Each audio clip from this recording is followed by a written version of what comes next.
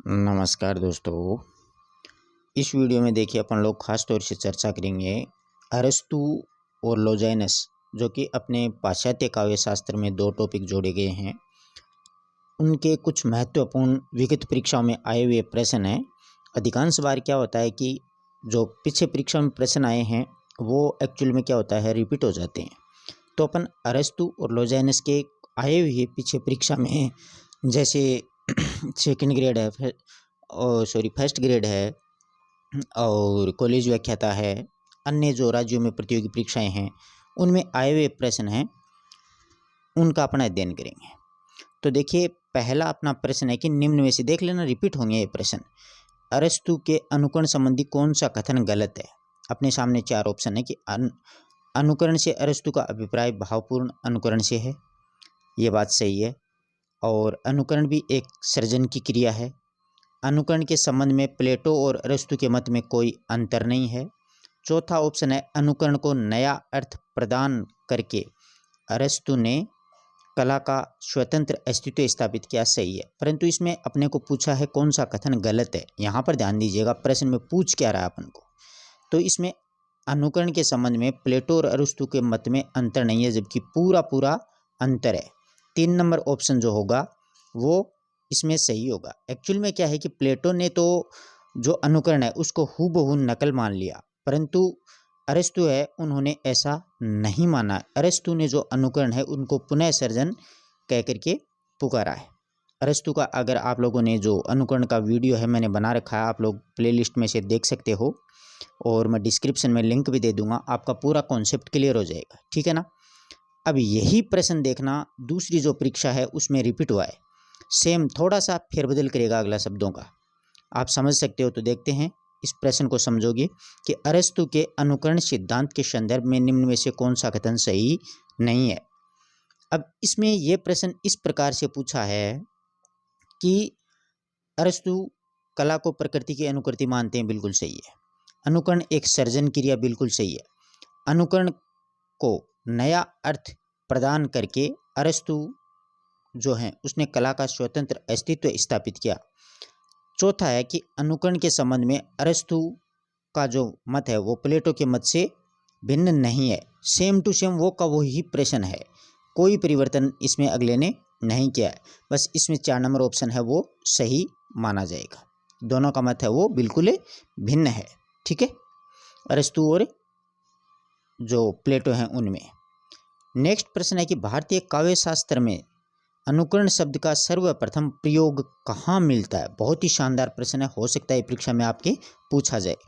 तो देखिए, रामायण में मिलता है, नाट्य शास्त्र में मिलता है, अष्टध्यायी में मिलता है, साहित्य दर्पण में मिलता है।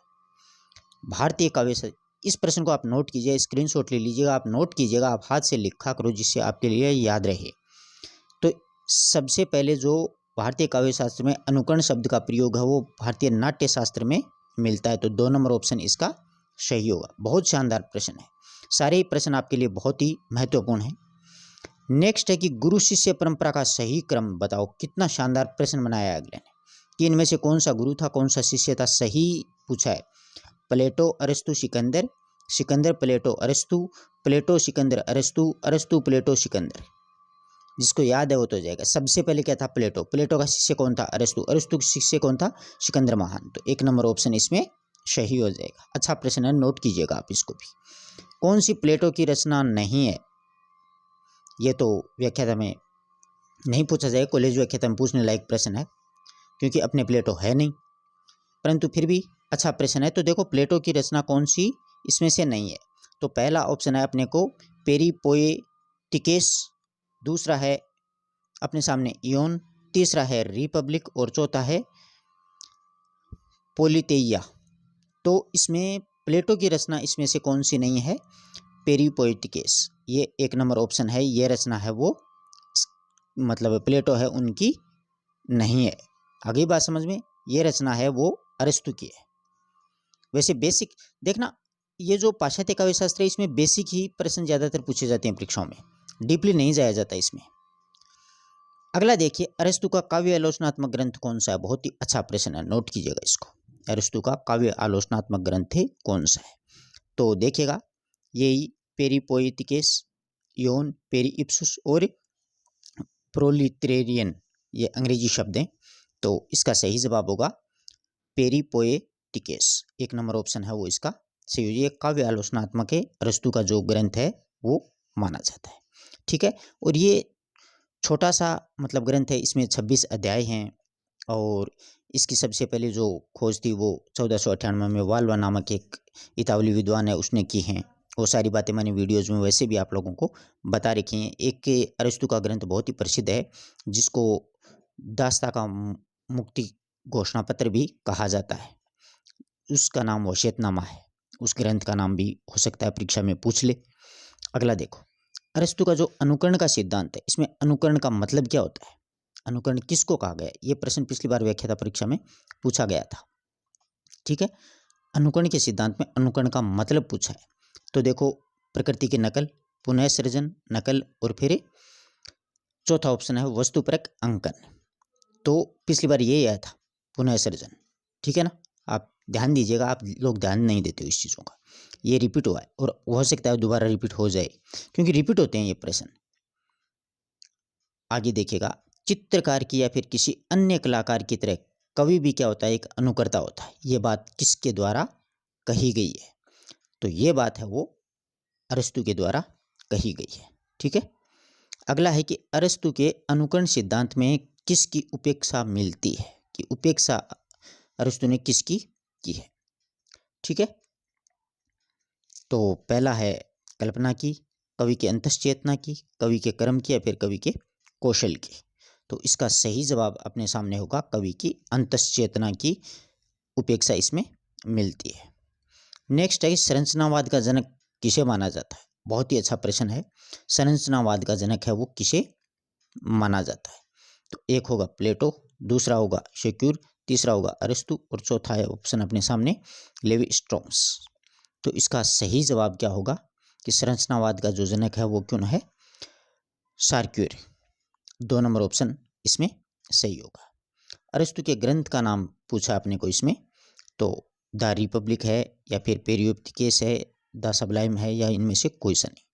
तो इसमें सही जवाब जो है वो माना जाएगा पेरिपोएटिकेस। 2 नंबर ऑप्शन। विरेचन सिद्धांत के जनक कौन माने जाते हैं। विरेचन सिद्धांत मार्क्स ने दिया था, वुड्सवर्थ ने, या अरस्तु ने, या फिर इलियट ने। तो ट्रेजेडी का विरेचन सिद्धांत है वो अरस्तु के द्वारा दिया गया था। इसमें कौन सा उत्तर माना जाएगा, 3 नंबर ऑप्शन है वो सही माना जाएगा। प्लेटो ने काव्य को सत्य से कितनी दूर माना है, ये अच्छा प्रश्न है, हो सकता है ये आपके सामने रिपीट हो जाए। तो प्लेटो ने काव्य को कितनी दूर माना है, मतलब 2 गुणाक, तिगुणाक, चौगुना, या फिर सभी माना है। तो प्लेटो जो है उसने काव्य को तिगुना दूर माना है। कितना माना है, तिगुना माना है। मतलब देखिएगा, ईश्वर को सत्य माना है, ईश्वर की अनुकृति संसार को माना है, संसार की अनुकृति काव्य को माना है। तो ये 1, 2 और तीसरी स्टेप में आते आते काव्य को माना है, इसलिए ये बिल्कुल मिथ्या माना है। किसने, प्लेटो ने, जबकि अरस्तु ने ऐसा नहीं माना है। पश्चिम के आचार्यों में किसने भावदमन को अनिष्टकार के रूप में स्वीकार किया है। बहुत ही अच्छा प्रश्न है। पश्चिम के आचार्यों में से किसने भाव दमन को अनिष्टकारी माना है। तो देखो, अरस्तु आएगा, या होरेंस आएगा, या किट्स आएगा, फिर इलियट आएगा। तो ये अरस्तु है, इसने ही माना है। नेक्स्ट प्रश्न देखिए, अरस्तु के जो विरेचन का सिद्धांत है उसकी व्याख्या किसने की है। अच्छा प्रश्न है। तो अरस्तु के विरेचन की जो सिद्धांत की व्याख्या है वो प्रोफेसर गिलबर्ट, ब्रूचर, और वे दोनों, या इनमें से कोई नहीं। विरेचन की जो व्याख्या है वो मतलब प्रोफेसर गिलबर्ट ने भी की है, बूचर ने भी की है। हो सकता है अपना कम पढ़ा हुआ हो, परीक्षा का दबाव हो, तो अपन 1 नंबर पे टिक कर देंगे, कोई 2 पे कर देंगे, जबकि सही उत्तर इसका माना जाएगा 3, यानी ए और वे दोनों ने माना है। अनुकरण मनुष्य को सत्य से दूर ले जाता है, ये विचार किस विद्वान का है। अनुकरण मनुष्य को सत्य से दूर ले जाता है, ये जो विचार है वो अपने को किस विद्वान के द्वारा प्राप्त हुआ है। तो फिलिप सिडनी के द्वारा, अरस्तु, प्लेटो, या फिर उसमें से कोई नहीं। तो इसमें सही उत्तर जो है वो 3 नंबर ऑप्शन माना जाएगा, प्लेटो के द्वारा माना गया है कि अनुकरण मनुष्य को सत्य से दूर ले जाता है। बहुत ही शानदार प्रश्न है, हो सकता है व्याख्याता में रिपीट हो कि मेरी विद्यापीठ के दो भाग हैं, एक तो है शरीर, दूसरा है मस्तिष्क। अन्य सभी छात्र शरीर हैं और अरस्तु जो है वो मस्तिष्क है। उस उक्त जो कथन है वो किस विद्वान का है? काफ़ी गहरा है, हो सकता है आपका पढ़ा हुआ भी ना हो। सुकरात का है, प्लेटो का है, अरस्तु का है, रूसो का है। तो ये सही जवाब होगा प्लेटो। प्लेटो का ही तो अरस्तु शिष्य था, तो प्लेटो ने ये परिभाषा दी है। अब अपने सामने आते हैं लोजेनस। लोजेनस के अनुसार शैली का महत्तम मतलब गुण कौन सा माना गया है? कि आध्यात्म, स्फूर्ति, उदात्त तत्व, अनुभव या फिर सौंदर्य, इन चार तत्वों में से कौन सा माना है महत्वपूर्ण जो होता है ना, सबसे महान? तो उदात्त तत्व है। आई बात समझ में? नेक्स्ट प्रश्न है, ये संभव नहीं है कि जीवन भर क्षुद्र उद्देश्य और विचारों से ग्रस्त व्यक्ति कोई स्तुत्य या फिर अमर रचना न कर सके। उक्त विचार किस पश्चिमी आलोचक का? बहुत अच्छा प्रश्न है, हो सकता है रिपीट हो जाए आपके लिए। तो ये जो कथन है वो लोजेनस का है। किसका है? लोजेनस का है कि ये संभव नहीं है कि जीवन भर क्षुद्र उद्देश्य और विचारों से ग्रस्त व्यक्ति कोई स्तुत्य या फिर अमर जो रचना है वो कर सके। अच्छा प्रश्न है, नोट कीजिएगा। लोजेनस के जो उदात्त तत्व में के विषय में विवेचन से विवेचन जो संबंधित कौन सा कथन है वो सही नहीं बैठता है। तो पहला ऑप्शन है कि लोजेनस ने उदात्त की उद्भावना में अंतरंग तत्व माने। दूसरा है कि लोजेनस के उदात्त तत्व के 3 भाग हैं वो स्वीकार किए हैं। तीसरा है कि समुचित अलंकार योजना जो है उसमें उत्कृष्ट भाषा बहिरंग तत्व के अंतर्गत आती है। चौथा आता है कि लोजेनस हर स्थिति में साहित्य गरिमा में जो भाषा है उसके पक्षधर में। तो इसका सही जवाब आ जाएगा 4 नंबर ऑप्शन में, क्योंकि लोजेनस जो हैं वो हर स्थिति में साहित्य गरिमा में भाषा को प्रयोग के पक्षधर में रहे हैं। लोजेनस के अनुसार इनमें से कौन सा शैलीगत दोष नहीं है? लोजेनस के अनुसार इनमें से कौन सा शैलीगत दोष वो नहीं है? पहला ऑप्शन है अपने सामने ब्लायत, दूसरा वागाडंबर, फिर भावाडंबर, फिर विप्रणय। तो देखो, जिसमें भारतीय काव्य शास्त्र में जिसको दोष माना गया है ना, उसी प्रकार से ये मतलब बाधक तत्व के रूप में स्वीकार किए हैं लोजेनस ने, जिसमें ब्लायत भी आता है, भावाडंबर भी आता है, शब्दाडंबर भी आता है, वागाडंबर भी आता है। तो ये विप्रणय, ये वाला उत्तर इसका सही माना जाएगा। नेक्स्ट है कि लोजेनस के अनुसार उदात्त का मुख्य स्रोत क्या स्वीकार किया है? अच्छा प्रश्न है, नोट कीजिएगा। लोजेनस के अनुसार उदात्त का प्रमुख स्रोत है विचार है, प्रकृति है, भाव प्रणवता है, फिर अलंकार योजना है। तो भाव प्रणवता प्रमुख माना है। पेरिप्सुस नामक जो पुस्तक है उसके रचयिता कौन है? ये पुस्तक बहुत महत्वपूर्ण है, आप नोट कीजिएगा। यह पुस्तक लोजेनस की है। किसकी है? लोजेनस की है। उदात्त की अवधारणा किसके द्वारा दी गई है? तो इसका भी सही जवाब क्या आ जाएगा?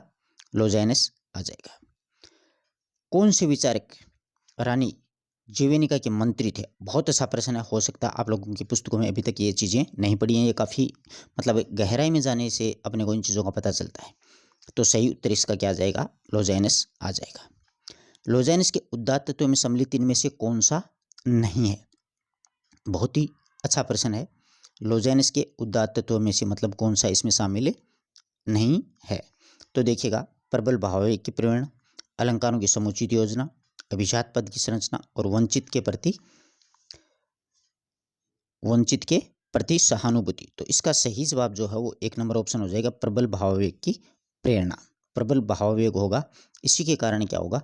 काव्य है वो आगे से बढ़ेगा। नेक्स्ट बहुत ही शानदार प्रश्न है कि काव्य अनुभूति की जटिलता चित्रवर्तियों की संख्या पर निर्भर नहीं करती है, बल्कि संवादी या विश्वादी वर्तियों के द्वंद्व पर आधारित है। ये परिभाषा है वो किसके द्वारा दी गई है? तो ये जो परिभाषा है वो नामवर्षी हैं उनके द्वारा दी गई है। किसके द्वारा दी गई है? नामवर्षी के। इस प्रकार से कुछ महत्वपूर्ण जो बातें हैं उनको साथ साथ में आप नोट भी करते रहना। और दूसरी बात, ये प्रश्न है वो आप लिख लेना या फिर अपना टेलीग्राम जो चैनल है उसको ज्वाइन कर लेना, वहाँ पर आपको PDF वो मिल जाएगी। और दूसरी बात, आपको लोजेनस और अरस्तु में से किसी में कोई प्रॉब्लम आ रही है तो आप लोग वीडियो प्लेलिस्ट में देख लेना। पूरा जो हिंदी का फर्स्ट ग्रेड हो चाहे सेकंड ग्रेड हो चाहे कॉलेज व्याख्या, तो पूरा कोर्स मैंने सारे टॉपिक्स हैं वो बहुत अच्छे से करवा रखे हैं, किस प्रकार के प्रश्न आएंगे। और इसी प्रकार अपन हिंदी साहित्य के प्रश्न है उनकी भी एक श्रृंखला अब है वो शुरू कर रहे हैं। तो आप अपने मित्रों को ज़्यादा से ज़्यादा हैं वो इनवाइट करें, जोड़ें और पूरा कंटेंट है वो आपको यहाँ पर उपलब्ध हो जाएगा। पीछे के आरपीएससी के पेपर वगैरह वो भी प्लेलिस्ट में मैंने डाल रखे हैं, आप लोग वो भी देख लेना, उनसे भी प्रश्न होते हैं वो रिपीट होते रहते हैं। धन्यवाद दोस्तों।